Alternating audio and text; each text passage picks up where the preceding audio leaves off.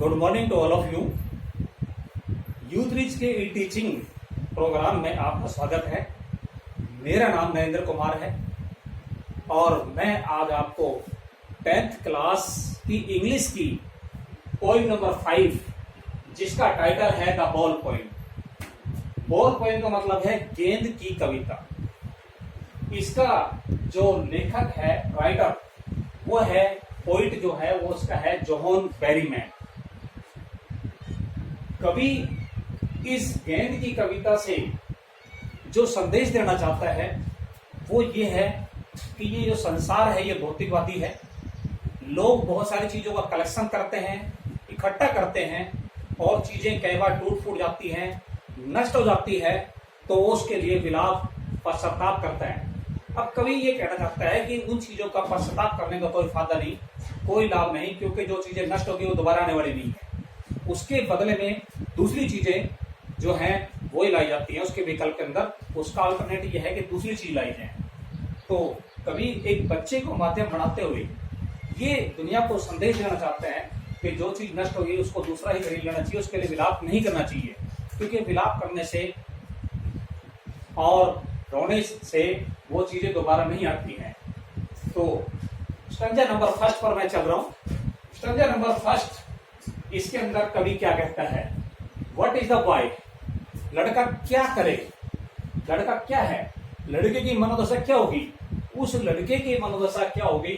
Who has lost his ball? जिस बच्चे की गेंद खो गई है। What is the boy now? बच्चा क्या करे? Who has lost his ball? जिसकी गेंद खो गई है। जिसकी गेंद खो गई है वो लड़का क्या करे? What he to do? वो अब क्या करे? वो लड़का क्या करे? आई साइट गो, मैंने इसको जाते हुए देखा। बच्चा कहता है कि गेंद को मैंने जाते हुए देखा है। मैरिली बाउंसिंग, मैरिली मीन्स खुशी से, बाउंसिंग मीन्स उछलते हुए, खुशी से उछलते हुए, जाते हुए मैंने इसको देखा है। डाउन द स्ट्रीट, गली के रास्ते में से, एंड देन मैरिली ओवर, और फिर वो वॉल को, जो दीवार थी उसको फाड़ते हुए, there is in the water, वो गेंद अब पानी में चली गई है। और बच्चा इसी का बड़ा अफसोस कर रहा है कि उसकी गेंद कैसे उछलते हुए उस पानी के अंदर चली गई। बच्चे को बड़ा दुख होता है। फर्स्ट स्टैंजा के अंदर। Second stanza, no use to say, क्योंकि बच्चे को ज्ञान नहीं है, उसको कितना ही समझा लिया जाए कोई फायदा नहीं। नो यूज टू से, उसको समझाने का कोई फायदा नहीं। Oh there are other balls, क्योंकि बहुत सारी गेंदें और भी तो है दुनिया में, और गेंद है। देयर आर अदर बॉल्स, दूसरी बॉलें ली जा सकती हैं, दूसरी बॉलें खरीदी जा सकती हैं। And ultimate seeking grief fix the boy, लेकिन बच्चे के दिमाग के अंदर तो क्योंकि समझ नहीं है, एक जो हिला देने वाला दुख, अल्टीमेट, अंतिम रूप से हिला देने वाला दुख, फिक्सिज, बिल्कुल फिक्स हो जाता है, जम जाता है लड़के के दिमाग में। और ऐसा दुख है जो बच्चे को हिला देता है, कपा देता है। एज ही स्टैंड्स रिजिड, और जैसे वह बिल्कुल कठोर स्थिर बनकर खड़ा रह जाता है, और ट्रैवलिंग, कांपता रहता है, स्टेयरिंग डाउन, और घूर कर देखता रहता है कि उसकी बॉल कहां चली गई। All his young days into the harbour, और उसकी बॉल उस जगह पर जाती है जहां उसने अपने बचपन के दिन बिताए थे। ऑल हिज यंग डेज, जहां उसने अपने बचपन के दिन बिताए, इनटू द हार्बर, उस बंदरगाह के पास, वेयर ही बॉल वेंट, जहां के पानी के अंदर उसकी गेंद चली गई। तो बच्चा वहां खड़ा हुआ बॉल को देखता रहता है और मन में बड़ा दुख महसूस करता रहता है, डर से कांपता रहता है कि अब क्या होगा, उसकी बॉल कैसे आएगी, वो अगर वहां जाता है तो उसके साथ क्या कुछ घटना हो सकती है, इस बात के सोचता रहता है। तो सेकंड स्टैंजा में बताता है कि बच्चा नादान होता है और उस नादानी के अंदर वो जो है भय से कांपता है, डरता है कि उसकी बॉल दोबारा कैसे वापस आएगी।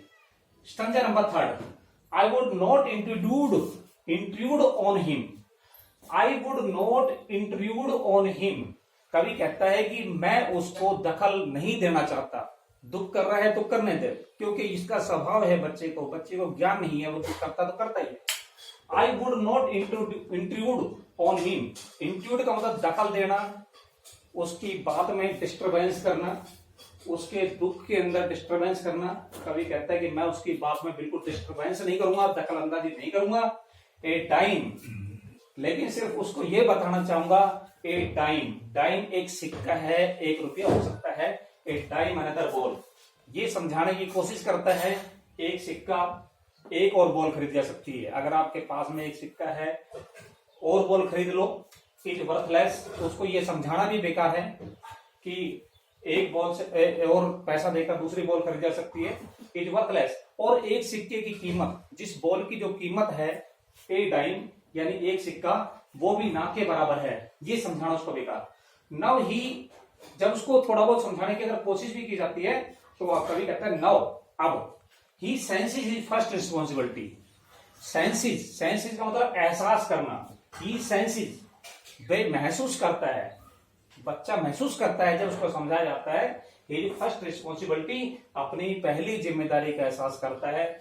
और जिम्मेदारी पहली क्या हो सकती है कि अपनी चीजों को संभाल कर रखा जाए, संभल कर चीजों का इस्तेमाल किया जाए। हिज फर्स्ट रिस्पॉन्सिबिलिटी, पहली जिम्मेदारी का बच्चा एहसास करता है।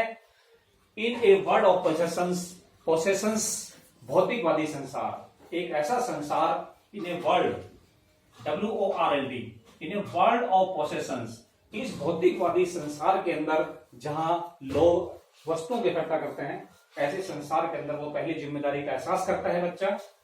पीपल विल टेक, फोर्थ पर आ जाए, फोर्थ संज्ञा पर, people will take balls, balls will be lost always, little boy. अब बच्चे को समझाया जाए, पीपल विल टेक बॉल्स, लोग बॉल खरीद लेते हैं, गेंद खरीद लेते हैं अगर खो गई है, यानी कोई सामान खो गया तो उसको दूसरा खरीद लेते हैं। Balls will be lost always, क्योंकि जो गेंद है वो हमेशा खोती ही रहेंगी, उसके लिए विलाप नहीं किया जाए। Balls will be lost always, ball हमेशा खोती रहेंगी, विलाप नहीं करना चाहिए। लिटिल बॉय, हे छोटे बच्चे, कि गेंद जो है खेलोगे तो गेंद जाएगी भी, खराब भी होगी और खोएगी भी। छोटे बच्चे, इसको विलाप नहीं करें। And no one buys a ball back, और जो चीज नष्ट हो गई, जो चीज चली गई, यानी कि आपकी अगर गेंद चली गई है तो कोई भी गेंद को वापस नहीं ला सकता। मनी इज एक्सटर्नल, पैसा एक बाह्य चीज है, आता जाता रहता है, पैसे से दूसरी बॉल को खरीदा जा सकता है। तो कवि इस माध्यम से बताना चाहता है कि जो बॉल चली गई है उसके लिए विलाप नहीं करें, पैसे से दूसरी बॉल खरीद ली जाए, पैसा भारी है, आता जाता रहेगा। 5 number stanza, he is learning, बच्चा सीख रहा है, वेल, अच्छी प्रकार से। बिहाइंड ही डेस्परेट आईज, आंखों में निराशा है उसके, बच्चों की आंखों में निराशा है, डेस्परेट है, डेस्परेशन है, सैडनेस है, वो सीख रहा है बच्चा। तो ही इज लर्निंग, बच्चा सीख रहा है इस संसार के अंदर, वेल, अच्छी प्रकार से। बिहाइंड ही डेस्परेट आईज, अपनी निराशा से भरी हुई आंखों के पीछे सीख रहा है। द एपिस्टोमोलॉजी, क्या सीख रहा है? एपिस्टोमोलॉजी का मतलब होता है ज्ञान, ऑफ लॉस, खो जाने का ज्ञान, कोई चीज खो जाती है उसका ज्ञान। वो ज्ञान क्या है कि चीज खो गई तो खो गई, उसके बदले में दूसरी चीज खरीदी जाए। तो एपिस्टेमोलॉजी ऑफ लॉस यानी कि हानि, क्षति को सहन करने का ज्ञान बच्चा सीख रहा है।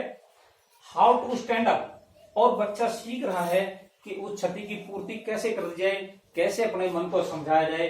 हाउ टू स्टैंड अप, उस दुख से कैसे खड़ा हुआ जाए, उस दुख को भूलकर दोबारा से कैसे स्टैंड कर पाए।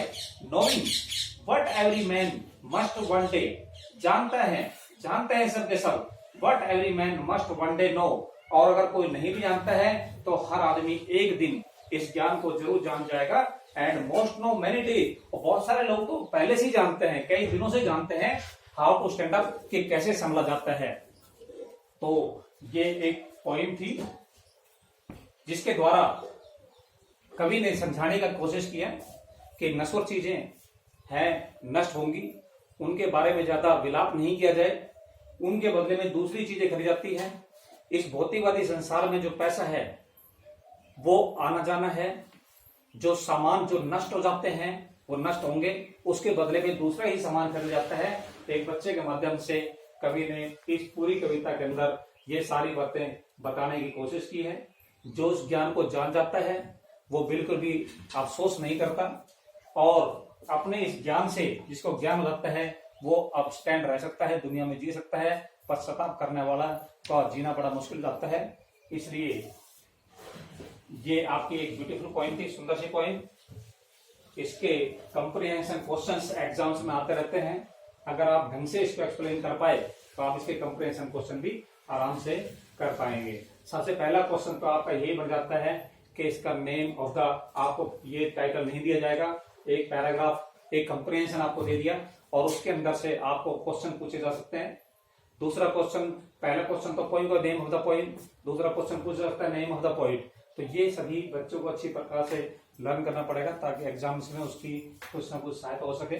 और समरी के रूप में इसका जो सारांश है, जो निचोड़ है, कभी क्या कहना चाहता है, उसका अपने शब्दों में लिखकर संक्षिप्त सेंटेंसेज, संक्षिप्त वर्ड्स में और शॉर्ट सेंटेंसेज के अंदर क्लियर ट्रांसलेट करते हुए उसको समरी करनी पड़ती है। और उम्मीद करता हूं आपको ये सारी पॉइंट समझ में आ गई होगी और आपको समझ में आया है। आप प्लीज इसमें कमेंट दीजिए, कमेंट्स बहुत जरूरी है। आप कमेंट्स देंगे तो लगेगा हाँ भी कोई काम करा गया। Thank you, have a nice day.